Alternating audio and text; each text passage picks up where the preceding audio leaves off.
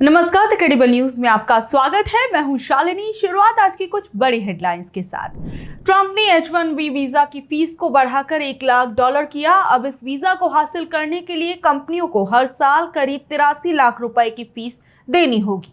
RBI ने बैंकों से कहा, डेबिट कार्ड मिनिमम बैलेंस शुल्क पर वसूले जाने वाले चार्ज घटाएं। बैंकों ने 3 महीने में ग्राहकों से 51,000 करोड़ वसूले। झारखंड में हुआ कुर्मी समाज का रेल रोको आंदोलन। 3 ट्रेनें हुई रद्द। अनुसूचित जनजाति में शामिल करने की मांग को लेकर किया आंदोलन। कांग्रेस के बाद आम आदमी पार्टी का चुनाव आयोग पर आरोप। केजरीवाल की सीट पर भी काटे गए थे नाम। बोले आरटीआई का जवाब तक नहीं दिया। इलेक्शन कमीशन ने दावा किया खारिज। अमेरिका H-1B वीजा पर राहुल बोले, भारत के पास सबसे कमजोर प्रधानमंत्री। 2017 का पोस्ट फिर से शेयर किया, जिसमें उन्होंने आरोप लगाया था कि पीएम ने H-1B वीजा पर अमेरिका से बात नहीं की थी। अब वक्त कुछ बड़ी खबरों को परखने का। अडानी को सेबी से मिली क्लीन चिट पर क्या बोली कांग्रेस। कांग्रेस पार्टी ने सेबी द्वारा अडानी समूह को क्लीन चिट दिए जाने के बाद केंद्र सरकार पर बड़ा हमला किया है। कांग्रेस ने इस मामले को मोदानी घोटाला बताया है और इसकी पूरी तरह से जांच की मांग की है। ये विवाद तब शुरू हुआ था जब अमेरिका की एक रिसर्च फर्म हिंडनबर्ग ने 2023 में अडानी समूह पर शेयरों में हेरफेर और धोखाधड़ी के गंभीर आरोप लगाए थे। इस रिपोर्ट के बाद अडानी समूह के शेयरों में काफी ज्यादा गिरावट आई थी। इस मामले की जांच सुप्रीम कोर्ट के निर्देश पर सेबी कर रहा था। लगभग 2 साल की जांच के बाद सेबी ने गुरुवार को अडानी समूह को इन आरोपों से बरी कर दिया। वहीं इस पूरे मामले को लेकर कांग्रेस ने कहा कि सेबी ने जांच में बहुत देर की है और ये केवल 24 में से 2 मामलों तक ही सीमित थी। और कांग्रेस का दावा है कि ये सब मोदी सरकार और अडानी समूह के बीच साठगांठ का एक हिस्सा है। कांग्रेस महासचिव जयराम रमेश ने कहा कि सेबी ने मनी लॉन्ड्रिंग और स्टाफ हेरफेर जैसे गंभीर आरोपों की जांच ठीक से नहीं की है। कांग्रेस ने आरोप लगाया कि अडानी समूह ने कोयले के आयात में अधिक कीमत दिखाकर देश को नुकसान पहुंचाया। कांग्रेस ने यह भी दावा किया कि केंद्र सरकार ने अडानी समूह को हवाई अड्डों और बंदरगाहों जैसे बड़े प्रोजेक्ट्स में फायदा पहुंचाया। कांग्रेस ने कहा कि उनके द्वारा उठाए गए 100 सवालों के जवाब आज भी नहीं मिले हैं और सेबी द्वारा दी गई क्लीन चिट का समय भी संदिग्ध है। वहीं इस पूरे मामले को लेकर कांग्रेस की नेता सुप्रिया श्रीनेत ने क्या कुछ कहा, जरा सुनिए। एक नैरेटिव फैलाया जा रहा है कि गौतम अडानी को क्लीन चिट मिल गई, मानो वो सारे आरोपों से बरी हो गए, बिल्कुल पाक साफ हो गए। ऐसा नहीं है, यह अर्धसत्य है, यह झूठ है और अभी आपको बताती हूं इसका सच। लेकिन उससे पहले किसको यह सोचकर हंसी नहीं आएगी कि क्या सेबी अडानी जी को गलत साबित करती। अरे वही सेबी जो हर आरोप लगने के बाद अडानी जी के बचाव में खड़ी रही मोदी जी के कहने पर, वो कहां अडानी जी को गलत साबित करती। खैर, अडानी जी को 2 मामलों में राहत मिली है। 22 मामलों में अभी भी कोई राहत नहीं मिली है, अभी भी लंबित है वो संगीन जुर्म के मामले। अभी उस पर चर्चा करती हूं। ये जो 2 मामले जिनमें राहत मिली है, ये सुप्रीम कोर्ट ने सेबी से मॉनिटर करने को प्रोब कहा था।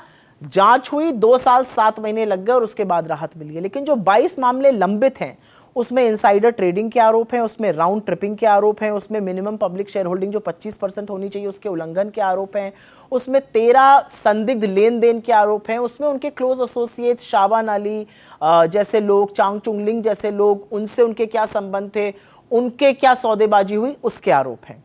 लेकिन कुछ सवाल जिसके जवाब ना तो सेबी दे सकता है ना कोर्ट दे सकता है, उसके जवाब तो मोदी जी ही दे सकते हैं। उसमें से पहला सवाल यह है कि ईडी सीबीआई इनकम टैक्स का मिसयूज किया जाता है।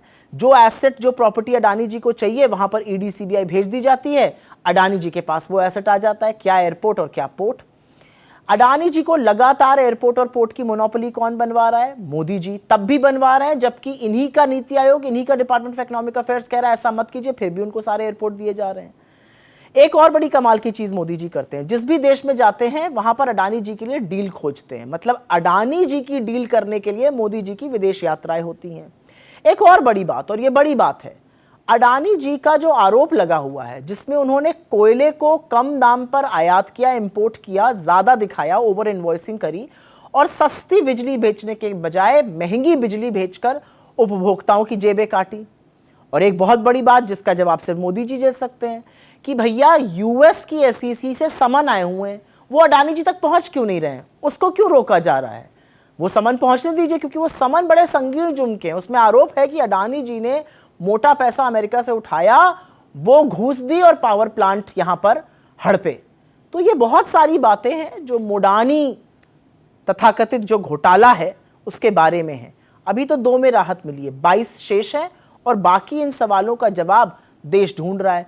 बजाय सवालों का जवाब देने के अडानी जी को बिहार में 1050 एकड़ जमीन 1 रुपए पर मोदी जी दे रहे हैं। आपको क्या लग रहा है, देश आपकी करतूतें, आपकी अडानी जी के प्रति मोहब्बत समझ नहीं पा रहा है मोदी जी? महिला पुलिसकर्मी ने भाजपा मंडल अध्यक्ष पर छेड़छाड़ के आरोप क्यों लगाए? बड़वानी जिले के सेंधवा में एक महिला पुलिसकर्मी ने बीजेपी मंडल अध्यक्ष अजय यादव पर छेड़छाड़ और जान से मारने की धमकी देने का आरोप लगाया। इस घटना के बाद पुलिस ने यादव के खिलाफ मामला दर्ज कर लिया। महिला पुलिसकर्मी ने बताया कि उसकी मुलाकात अजय यादव से उसके ट्रांसफर के सिलसिले में हुई थी। बुधवार को जब वो बाजार से सब्जी लेकर घर लौट रही थी तो अजय यादव जबरन उसकी गाड़ी में बैठ गया और गलत तरीके से उसके साथ छेड़छाड़ करने लगा। जब महिला ने इसका विरोध किया तो आरोपी ने उसे जान से मारने की धमकी दी और सेंधवा में नौकरी न करने देने की धमकी दी। महिला की शिकायत पर बड़वानी शहर कोतवाली में पुलिस ने अजय यादव के खिलाफ कई धाराओं में मुकदमा दर्ज कर लिया है, जिसमें कुछ बीएनएस की धारा 74, 75, 78, 296, 391 और अनुसूचित जाति जनजाति अधिनियम के तहत मामला दर्ज किया गया है। फिलहाल मामले की जांच चल रही है। लखनऊ में बीजेपी नेता अपर्णा यादव की मां पर क्यों हुई एफआईआर? बीजेपी पार्टी की नेता अपर्णा यादव की मां पर एफआईआर का मामला सामने आया है।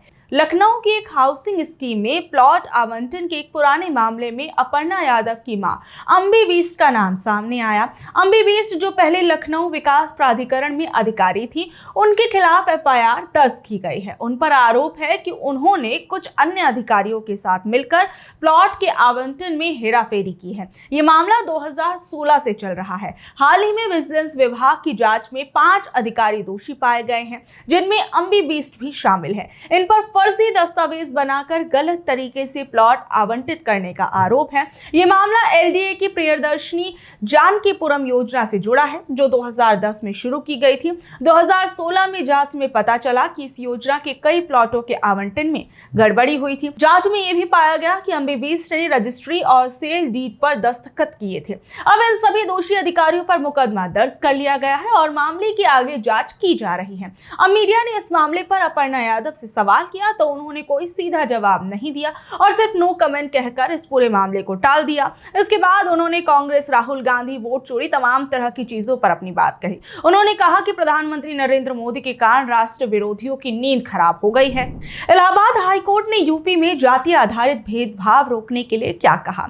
इलाहाबाद हाईकोर्ट ने उत्तर प्रदेश की सरकार को आदेश दिया कि एफआईआर, सरकारी दस्तावेजों और गाड़ियों और पब्लिक जगहों पर जाति का नाम पूरी तरह से हटा दिया जाए। कोर्ट ने इसे देश के लिए नुकसानदेह बताया। यह फैसला 16 सितंबर 2025 को जज विनोद दिवाकर ने सुनाया। उन्होंने कहा कि अगर भारत को 2047 तक एक विकसित देश बनना है तो जातिवाद की सोच को खत्म करना होगा। पुलिस, एफआईआर, नोटिस बोर्ड और अन्य रिकॉर्ड से जाति का कॉलम हटाया जाए। पहचान के लिए माता पिता का नाम इस्तेमाल हो। गाड़ियों पर जाति लिखने या उसके प्रतीक लगाने पर भी रोक लगाई जाए। ऐसा करने वालों पर जुर्माना भी लगाया जाए। गांव और कॉलोनियों में जाति लिखे साइन बोर्ड हटाए जाएं। भविष्य में ऐसा न करने पर सख्त कार्रवाई की जाए। सोशल मीडिया पर जाति को बढ़ावा देने वाली पोस्ट पर भी रोक लगाई जाए। बच्चों को स्कूल में समानता और जाति के नुकसान के बारे में पढ़ाया जाए। सरकार को ऐसी जगह बनानी चाहिए जहां सभी जातियों के लोग एक साथ आ सके।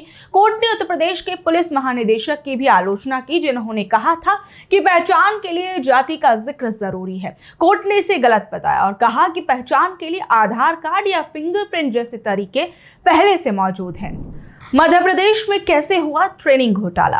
मध्य प्रदेश में एक और बड़ा ट्रेनिंग घोटाला सामने आया है, जिसमें युवाओं को ट्रेनिंग देने के नाम पर 48 करोड़ रुपए की धांधली की गई है। ये एक गंभीर मामला है क्योंकि ये सीधे तौर पर उन युवाओं के भविष्य से जुड़ा है जिन्हें रोजगार के लिए तैयार किया जाना था। सोचिए, देश में रोजगार की स्थिति पहले से ही कितनी खराब है और अब ऐसे में रोजगार की तैयारी करने वाले युवाओं के साथ कितना बड़ा धोखा किया जा रहा है। ये सब कौशल प्रशिक्षण योजना के तहत हुआ। इस योजना का मकसद युवाओं को कोई खास काम सिखाना था ताकि उन्हें नौकरी मिल सके, लेकिन कुछ कंपनियों ने सिर्फ कागजों पर ट्रेनिंग दिखाकर सरकार से करोड़ों रुपए ले लिए। हरियाणा, उत्तर प्रदेश और आंध्र प्रदेश की कुछ एजेंसियों ने मध्य प्रदेश के युवाओं से ट्रेनिंग के नाम पर पैसे लिए, लेकिन उन्हें ना तो ढंग से ट्रेनिंग दी गई और ना ही सर्टिफिकेट दिए गए। जब जांच अधिकारियों ने उन युवाओं से बात की तो पता चला कि उन्हें तो याद ही नहीं कि कब और कहां ट्रेनिंग मिली है। कई तो वो काम करते ही नहीं थे जिसकी ट्रेनिंग उनके नाम पर दिखाई गई थी।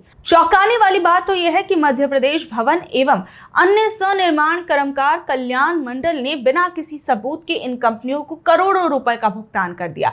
आरटीआई में पता चला है कि 4000 से ज्यादा लोगों की ट्रेनिंग के लिए 4 करोड़ से ज्यादा का भुगतान हुआ है, लेकिन इसके कोई सबूत नहीं है। वैसे में कई सवाल इस पूरे घोटाले पर उठते हैं। क्या ये घोटाला मिलीभगत से किया गया? क्या ये सिर्फ लापरवाही है या कुछ सरकारी अधिकारी और एजेंसियों ने मिलकर ये खेल किया?